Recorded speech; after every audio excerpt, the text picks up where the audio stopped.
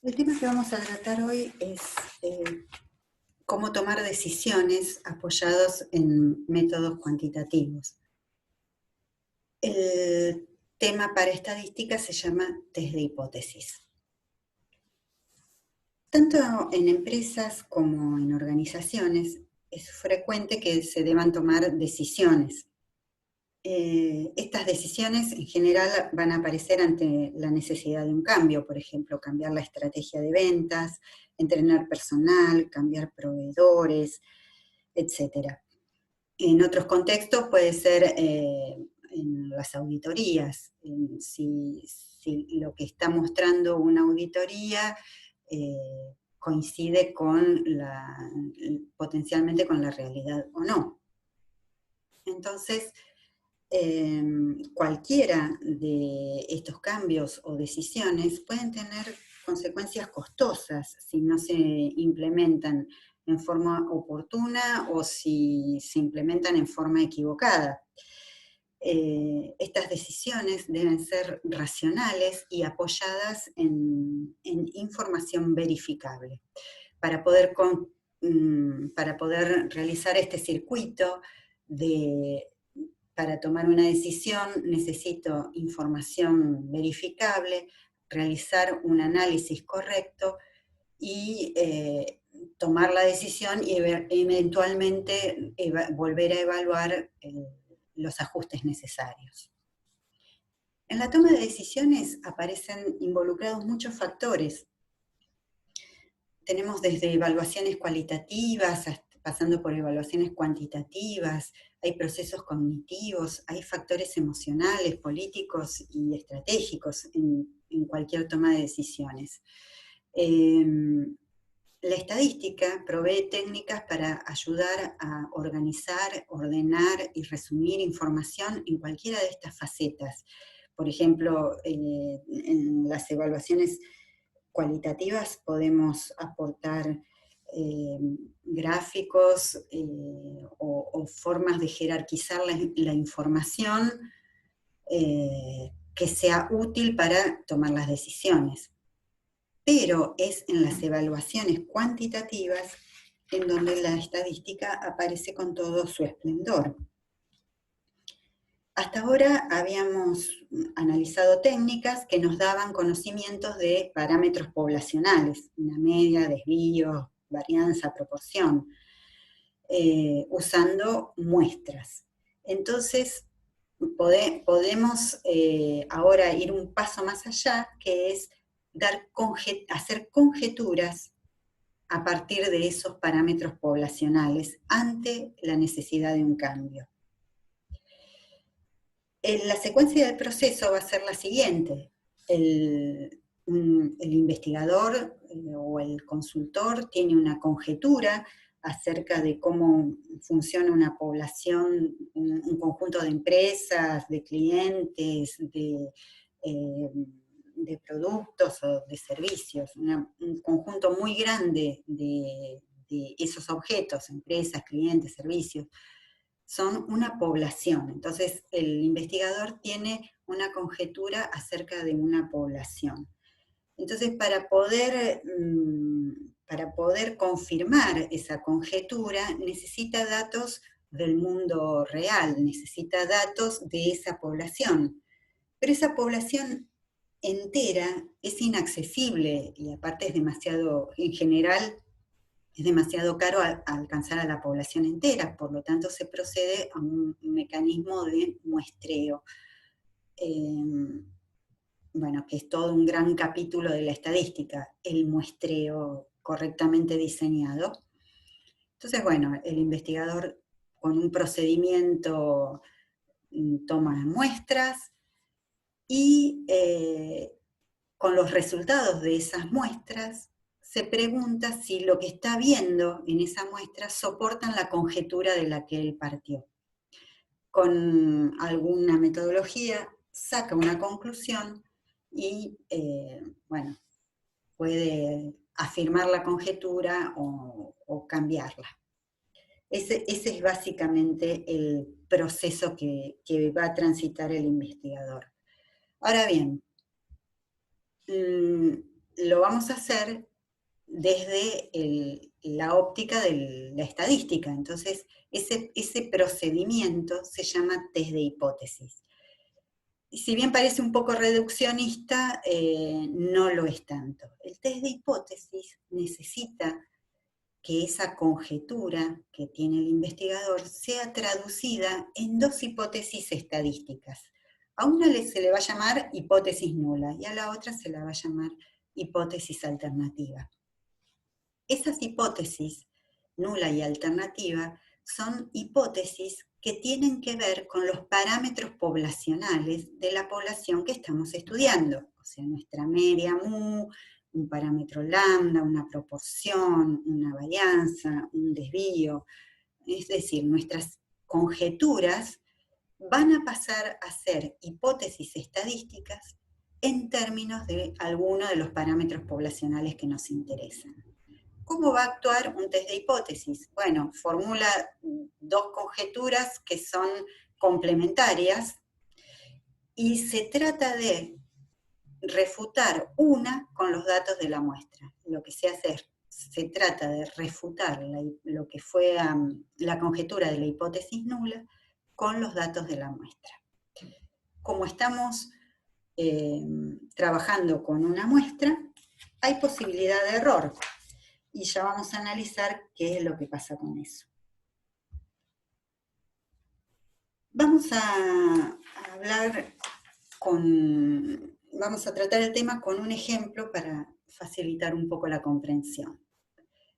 Supongamos que el gerente de una sucursal de un banco debe decidir si aumenta el personal que tiene asignado en el sector inversiones. La decisión la va a tomar si el tiempo medio de atención supera los 15 minutos. Entonces tenemos a un gerente que está ante una disyuntiva, aumentar el personal o no hacerlo. Esa disyuntiva la tiene que resolver a través del tiempo medio de atención. Como estamos en estadística, vamos a llamar ese tiempo medio de atención mu, sabemos que es un parámetro poblacional, ¿sí? Entonces, de acuerdo a si ese parámetro poblacional es mayor que 15 o no, va a tomar una decisión. Si es mayor que 15, la decisión va a ser de aumentar el personal, pero si no, no aumentará. De eso se trata. Entonces, bueno, le encarga el problema a un consultor estadístico, quien va a hacer lo siguiente, bueno, va a decidir tomar una muestra de tiempos, estimar el tiempo medio y a partir de lo que está viendo con esa estimación, sacar una conclusión. Básicamente es eso. Vamos a ver cómo se construye el mecanismo. Por un lado tenemos las dos conjeturas que tenemos que traducirlas a hipótesis estadísticas. Las conjeturas eran aumento del personal, no aumento el personal. La hipótesis estadística debe involucrar a un parámetro poblacional. Entonces, para eso tenemos que armar una modelización donde aparezcan parámetros poblacionales. Vamos a tomar variables aleatorias, XY, donde XY es el tiempo de atención del iésimo cliente. Y para este ejemplo introductorio vamos a ir por el camino fácil de suponer que las XY son normales, de media mu desconocida, y supongamos que de un proceso anterior conocemos la varianza, y esa varianza es 3 minutos al cuadrado. Entonces, vamos a hacer el primer paso, que es la traducción de las conjeturas coloquiales a hipótesis estadísticas. El parámetro en cuestión es mu, por lo tanto, la hipótesis nula va a quedar formulada en términos de mu igual a 15 versus una alternativa mu mayor que 15. Bueno, vamos a hacer un par de aclaraciones acerca de por qué es así. En principio, como regla general para cualquier test de hipótesis, en la hipótesis alternativa se formula en términos de que debe ser la hipótesis del cambio. O sea, la situación actual es la que refleja la hipótesis nula y la hipótesis del cambio es la hipótesis alternativa. por eso es que como el cambio va a ser dado si el tiempo medio es mayor que 15 minutos, esa será mi alternativa mu mayor que 15. Y aunque parezca contradictorio, hace unos minutos dije, bueno, en la hipótesis nula va una hipótesis complementaria, debería ser complementaria a la alternativa. Y acá no es estrictamente complementario, pero por una cuestión de facilidad y de regla de prolijidad, para este curso vamos a tomar en las hipótesis nulas la hipótesis del igual. O sea, la hipótesis del igual siempre va en la hipótesis nula. Bueno, y vamos a iniciar el camino de la contradicción. Bueno, para ello vamos a proponer que nuestra hipótesis nula es verdadera, es decir, vamos a suponer que el tiempo medio de atención es realmente 15 minutos. El consultor toma la muestra y lo que se trata de ver si el resultado de esa muestra es compatible con lo que dice la hipótesis nula. En base a eso, el consultor toma la decisión.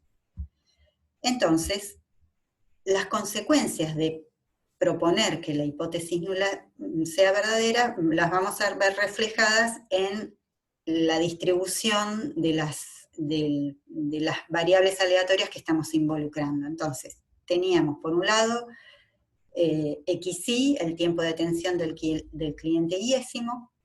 Habíamos supuesto que XY tenía distribución normal con media mu.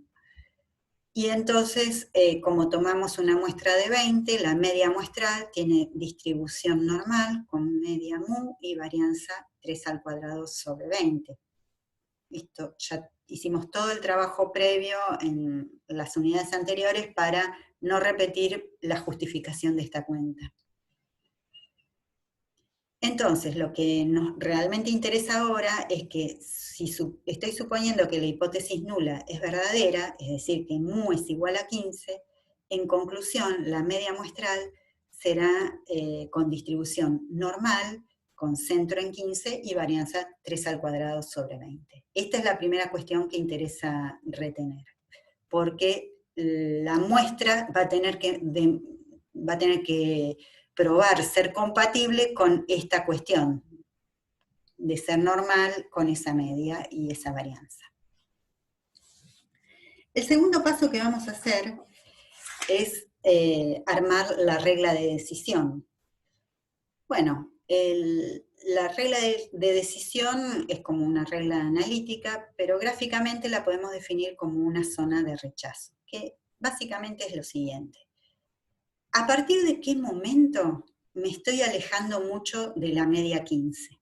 ¿Sí?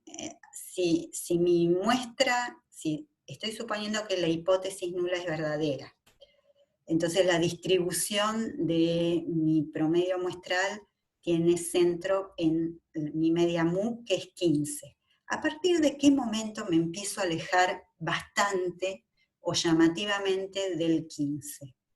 Bueno, sabemos que en el terreno de las probabilidades podemos definir una cola de la distribución que tenga poca probabilidad de ocurrir. Por ejemplo, si toman la aplicación en el celular con media 15 y varianza 3 al cuadrado sobre 20, vemos que a partir de 16,1 el área que queda debajo de la curva es del 5%, es decir, que el 5% de las medias muestrales deberían alejarse más de 16,1 con respecto del 15. Entonces, esa pues es un buen criterio a tomar para definir una regla de decisión. Es decir, por ejemplo, si mi muestra fue 16,8 dio el tiempo medio, bueno, es mayor que el 16,1 que me está marcando, que me marcó la aplicación como el lugar donde empiezo a alejarme suficientemente del 15, y bueno, si mi muestra fue de este valor, puedo tranquilamente sospechar de que entonces no debe ser que la media es 15, sino que empiezan a actuar valores raros, ¿sí?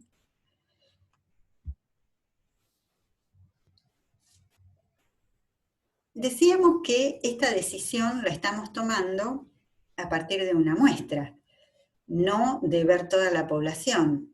Entonces, como acabamos de decir, son valores raros pero no imposibles. Podría ser que algo que opera bajo media 15 dé un valor bastante alejado más allá del 16,1.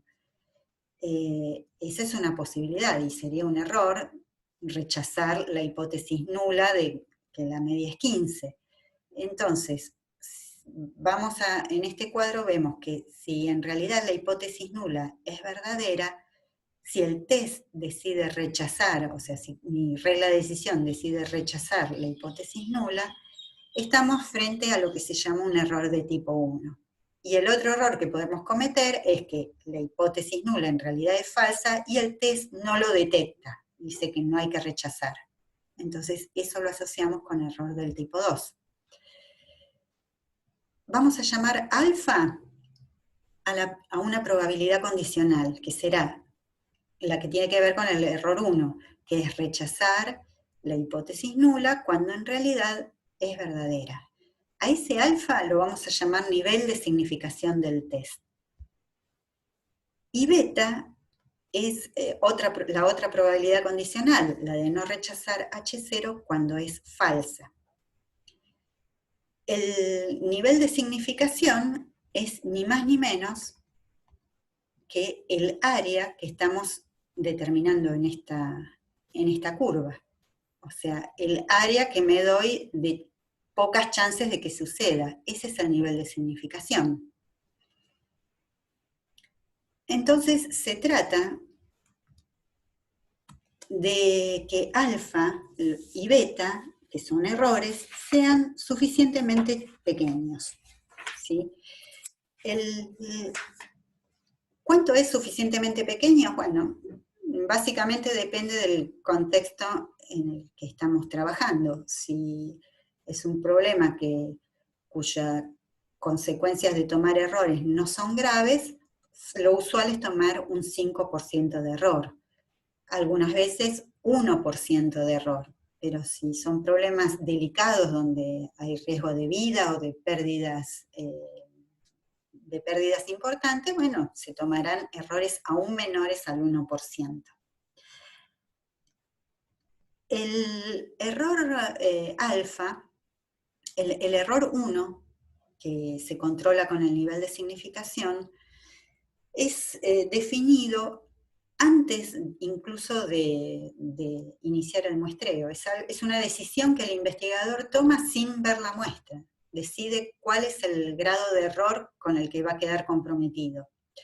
Solo puede dominar el error alfa. El error beta, de la única forma que puede controlarlo es haciendo un estudio del tamaño de la muestra. Si el tamaño de la muestra es suficiente para ese nivel de significación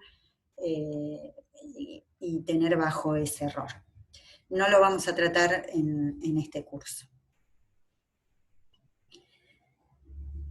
Resulta que los test de hipótesis funcionan en una forma bastante análoga con un juicio.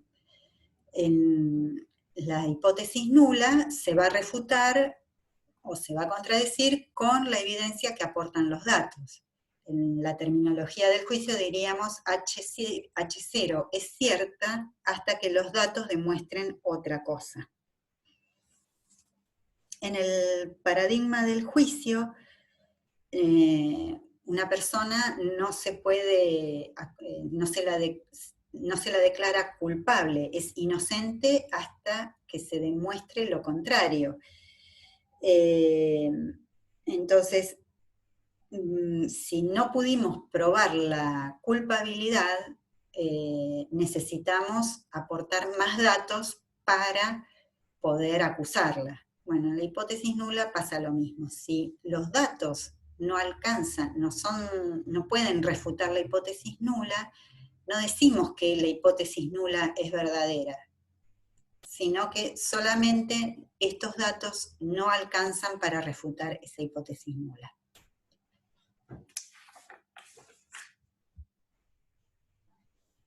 Otro concepto importante que está involucrado en test de hipótesis es el concepto de p-valor.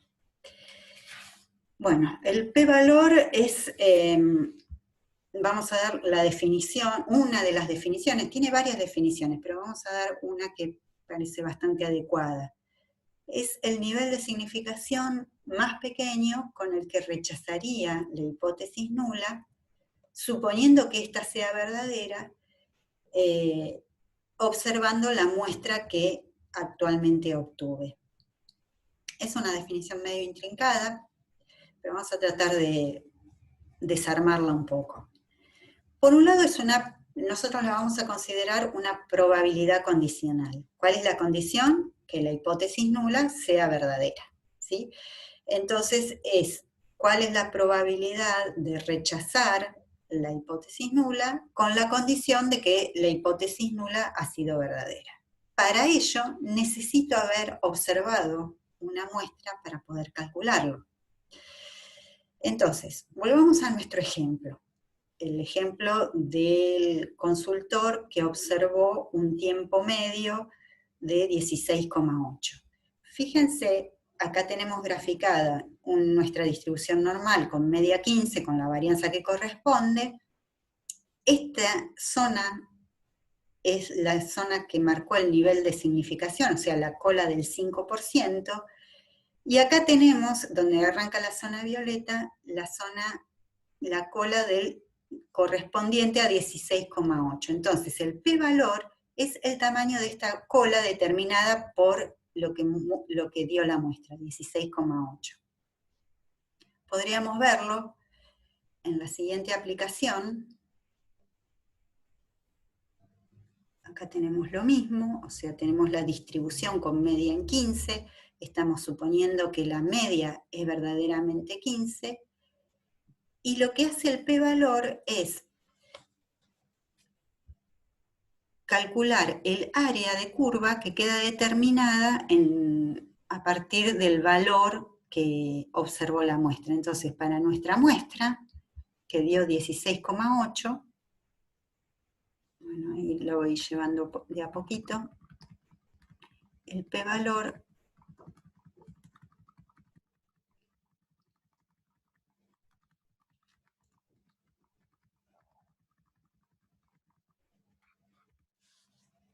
el área de esta curva es el área bajo la curva que queda determinada a partir de 16,8, o sea, esa probabilidad es 0,0036.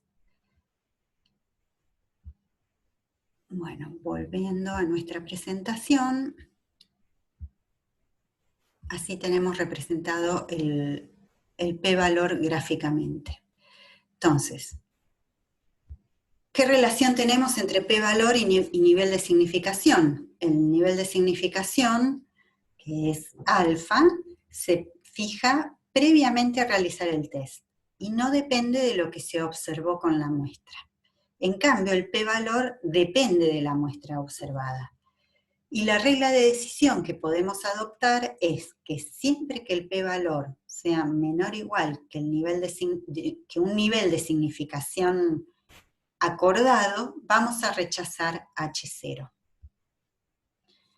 Se puede tomar una decisión solamente con p-valor, pero eso exige una sintonía fina entre el problema que estamos tratando y los niveles de significación que queramos adoptar.